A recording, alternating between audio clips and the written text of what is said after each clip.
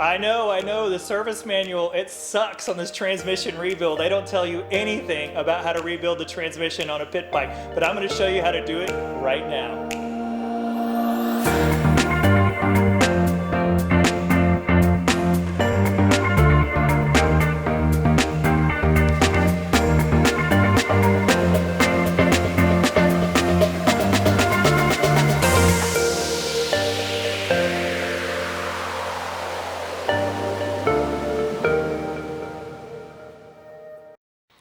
Hey guys, it's Brian. I am back in the garage again today, and if you have found this video, it's probably because you are frustrated with the Honda service manual's ridiculously simplistic description about how to service the transmission. It says something like disassemble and reassemble the transmission. It's unbelievably simple and basic and completely not helpful. So you probably found this video because you got some transmission problems and you don't know how to go about them because the service manual stinks.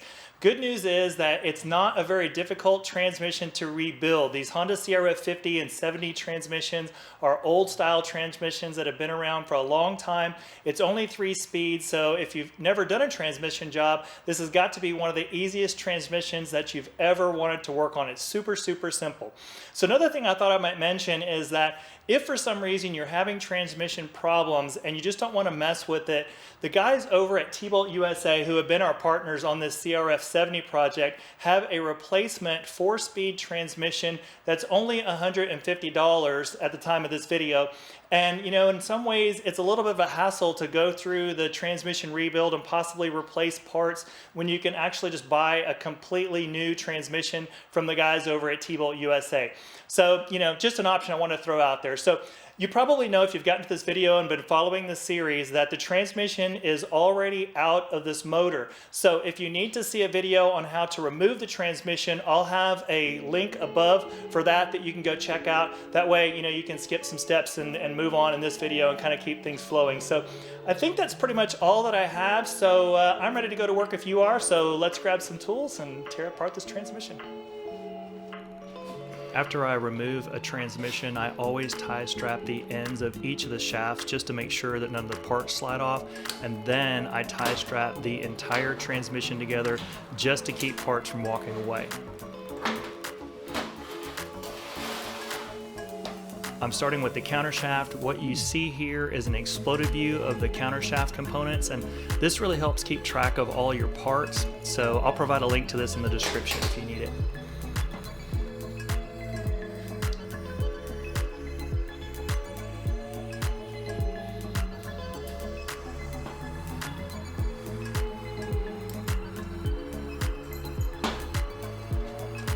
I find that recreating the assembly in the order it was taken apart is really, really helpful. So I use this long lag bolt, and it's important to keep the orientation of the clips and washers exactly as you remove them. Later I'll explain why this is important.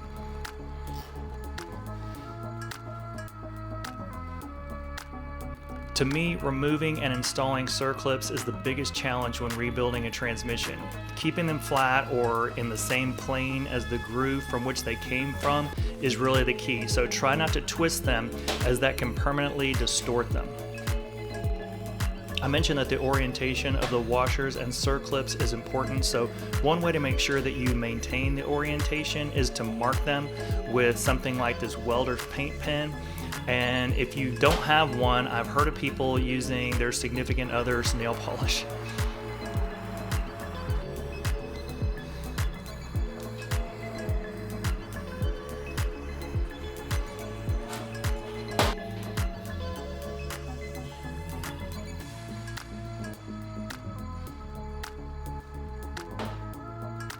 With the circlips out of the way, it's easy to just go ahead and remove the remaining parts.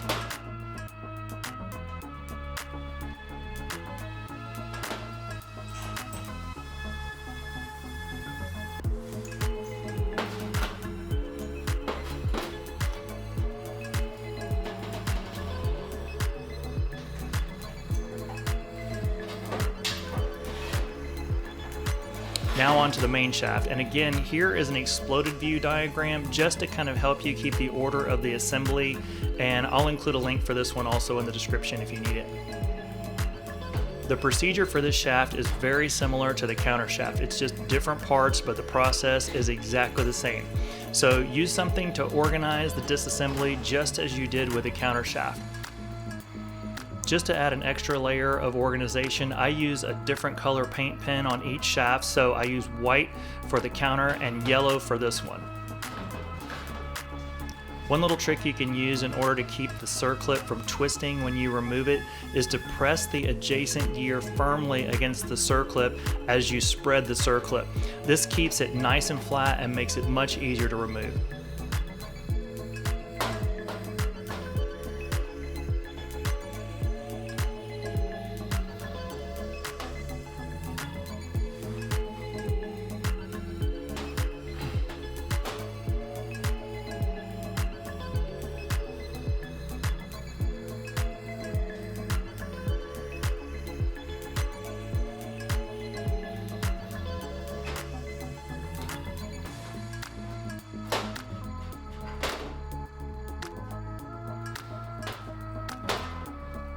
Now that you've got all the parts off, don't forget to duplicate the order by putting the parts on something like this long lag bolt.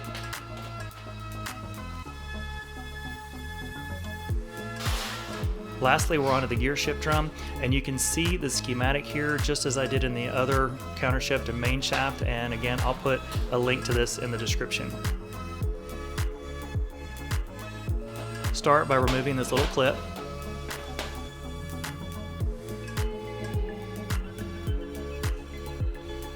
These guide pins can be a little sticky.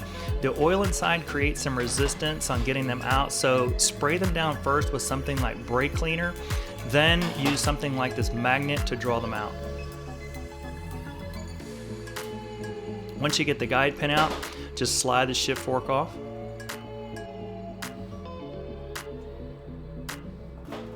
Same procedure for the opposing shift fork. Just start by pulling out the clip.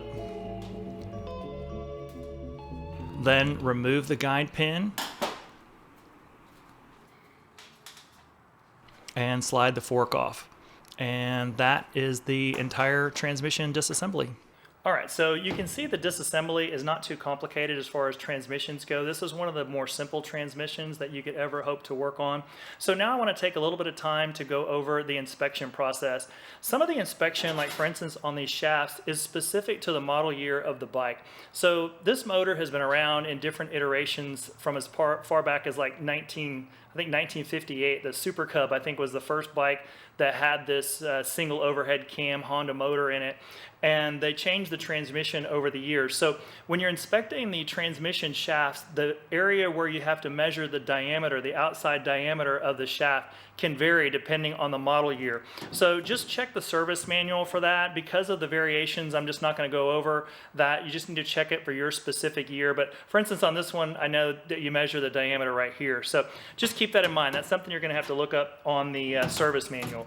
However, what we can do is look at a couple other things. So these are the shift forks. One nice thing about this transmission is that the shift forks are not specific to like one direction. These are the same part number, so that's kind of a nice feature. But what you can do with the shift fork is just, check it on a flat surface, make sure that the shift fork gap is basically the same. They also have a part right here that tends to wear a little bit, and if you can feel that with your finger, it's probably worn too much. And if that's the case, this is something that needs to be replaced. So moving on just a little bit more, you can also inspect the gears for a couple of different things. So let's start with the dog. So this is a dog. This face right here is called a dog, and this engages the other gear like this when you shift gears, so that it causes an engagement. And these can drag along the face of the opposing gear and get kind of worn out. So the way that you can inspect those is just look closely. If they're too shiny, and that's a tough thing to describe, too shiny, but if they're really worn out, you'll be able to tell. They'll have some discolorations and things like that. Another part of this that tends to get worn is the edge. So right along this edge right here, people will sometimes like shift too hard or drag the gear, and it tends to wear. So just look at those dogs real carefully and see that, the condition is acceptable. Another thing too regarding gear wear Usually gear wear is characterized by one of two things. So these gears are all in good condition, and this transmission fortunately is one that's extremely durable and hardly ever has any problems. But if you look inside these gear teeth right here, sometimes you'll see discolorations or extra shiny spots from wear. That's definitely a good indicator that your gear is worn out. Another thing too that you can look for, and again, these gears are in good shape, are little chips. So you just, follow along the gears and look for little chips or divots that might have been in the gear teeth themselves. So these transmissions are extremely durable, as I was mentioning, and it's pretty rare for them to have any kind of problems like these, but you took it apart for a reason, so you're going to be looking for those types of wear indicators. So just look for those types of things, the dog engagement, wear, some kind of teeth damage, something like that. And if everything's fine, you can go ahead and go on to reassembly, which is what we're going to do right now. Now that we're done with the inspection, we can move on to reassembly. This is the way I like to do this. So I print out these sheets, and this one came from Rocky Mountain. This is a great way to keep track of the order of all the various components that go into the rebuilding of your transmission. So in no particular order, I'm going to start with the main shaft, just because, why not? Got my stack of gears and washers that I kept from my disassembly. So looking at the graph, you can see the order of the gears as they appear here. The manual, the way they put it is, reassembly is the reverse of disassembly, which is remarkably basic and is a good reason for making this video, because obviously it's not intuitive and there's a lot to it. You have to be really careful of the order that you put these things in, and particularly the orientation of the washers and the circlips. This is second gear, and to me it's weird that there's no washer or anything between the gear it butts up to, but this is the way that it goes in. No washer, no circlip. Next is this washer. On mine, I disassembled everything in a fashion that makes it fairly easy to put back together because I marked each component. So I've got a little graphic you can see right here. If you follow along this graphic, you can see that the orientation of the washers and the circlips is important. I made a video on this a while back. I've got a link to that up here. And next is our circlip. Now these are a little tricky. To me, this is the easiest way to do this, is to move the gear all the way down so you can push the circlip on flat. Expand the circlip.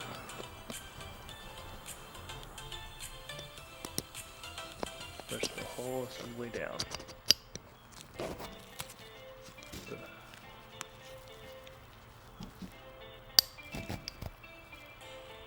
Next is the gear that accepts the shift fork. You see the orientation.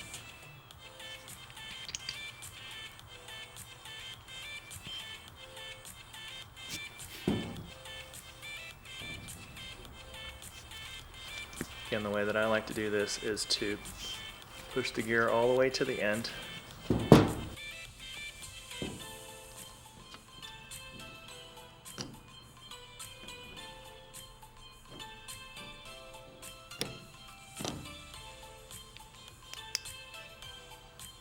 And finally, there is one last washer that goes on the opposite end.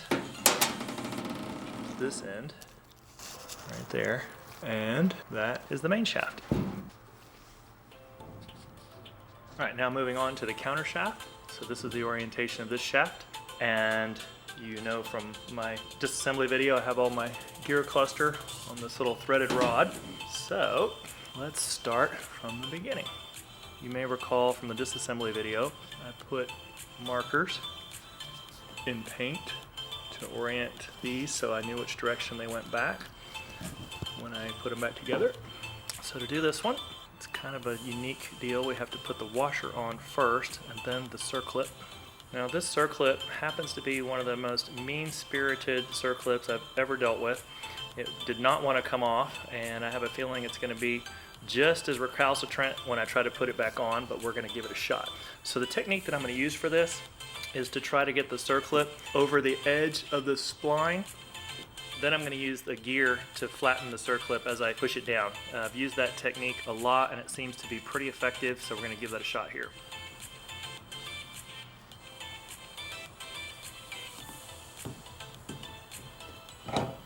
Okay, so now it's over the shoulder. So we're going to put this gear in, sort of a base to stabilize the circlip.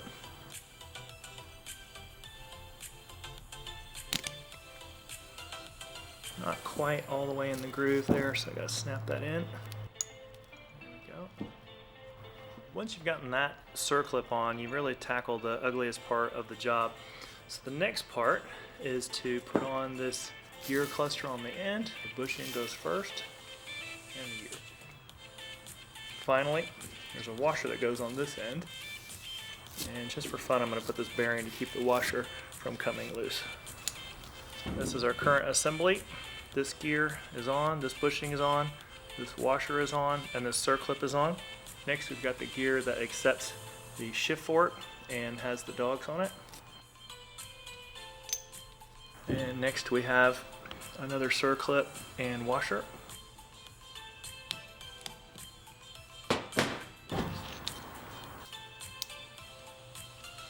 Next is this washer, number 18. Next is part number 8, dog gear. Then finally washer number 14 here. And that is countershaft. Now we can move on to the shift drum. And I just print this out from the service manual. And I think it helps to have schematics like this to help not only me but you. Here's our shift drum.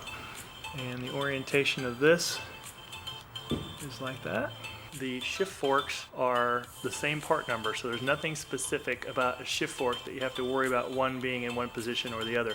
First one, oriented like this.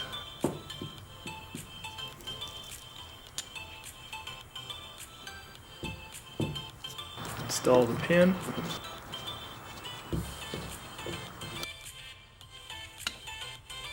So the only thing a little tricky about the reassembly of the shift drum is the orientation of these little clips.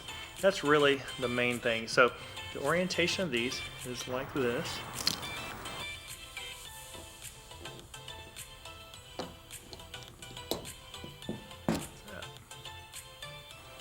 That's how that should look. Now for the next one, the orientation of this one is opposing. Install the guide pin.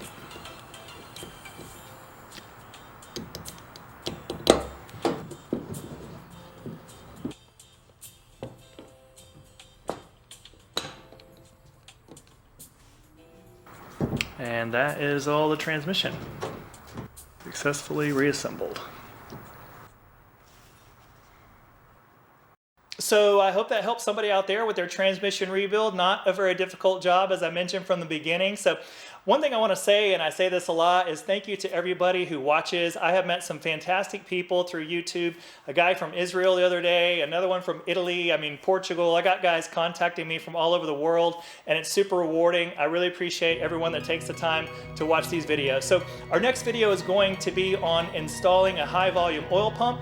And then after that, we're going to be putting the motor back together. So you're going to see this bitchin' Cerakoted CRF70 motor all put back together, and I promise you it's going to be amazing. So thanks so much for watching. Look forward to seeing you in the next video, and have fun in your garage.